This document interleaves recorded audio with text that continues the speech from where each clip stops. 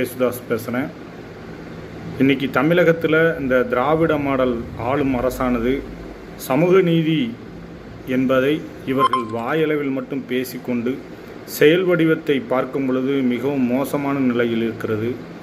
ஏனென்றால் இவர்கள் ஆளுங்கட்சியாக இருக்கும் பொழுது ஒரு பேச்சும், எதிர்க்கட்சியாக இருக்கும் பொழுது ஒரு பேச்சும் பேசுபவர்களாக இருக்கிறார்கள்.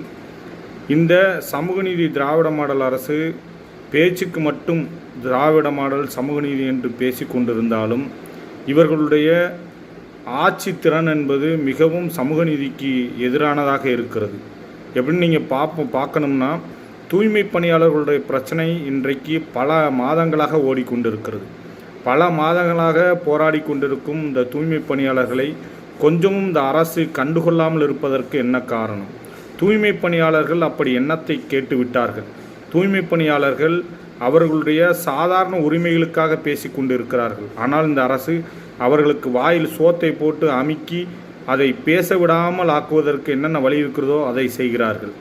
தூய்மை பணியாளர்கள் நேற்றைய தினத்தில் மதிப்புமிகு ஐயா முன்னாள் தமிழக முதல்வர் கலைஞர் கருணாநிதி அவர்களுடைய அந்த நினைவிடத்தில் போய் போராடி கொண்டிருந்தவர்களை வலுக்கட்டாயமாக காவல்துறையினர் அங்கிருந்து அப்புறப்படுத்தியிருக்கிறார்கள்.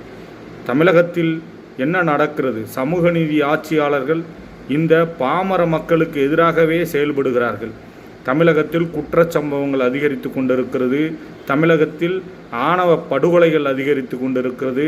தமிழகத்தில் சாதிய வன்முறைகள் அதிகரித்து கொண்டிருக்கிறது. சனாதன சிந்தனையாளர்கள் தமிழகத்தை ஒரு பினாமியை போன்று ஆண்டு கொண்டிருப்பது போல ஒரு தோற்றம் இங்கு இருக்கிறது. அதற்கு காரணம் என்ன? அதற்கு காரணம் தமிழக அரசு சரியான நடவடிக்கைகளை எடுக்காமல் அவர்களுடைய ஆட்சி பிடிப்பினுடைய வேலைகளை மட்டும்தான் செய்து கொண்டிருக்கிறார்கள். நன்றாக ஒரு விஷயத்தை தெரிந்து கொள்ள வேண்டும். நீதி, கோட்பாடு, கொள்கையின் அடிப்படையில் செயல்பட்டு கொண்டிருந்த திமுக இன்றைக்கு அவர்களுடைய கொள்கையின் மீது ஏறி அந்த கொள்கையை புதைத்துவிட்டு அதிகாரத்தில் அமர ஆசைப்பட்டு கொண்டிருக்கிறார்கள் என்பதை மட்டும் சொல்லி, தூய்மை பணியாளர்களுக்கு நல்ல ஒரு நீதி கிடைக்க வேண்டும் என்று சொல்லி விடைபெறுகிறேன்.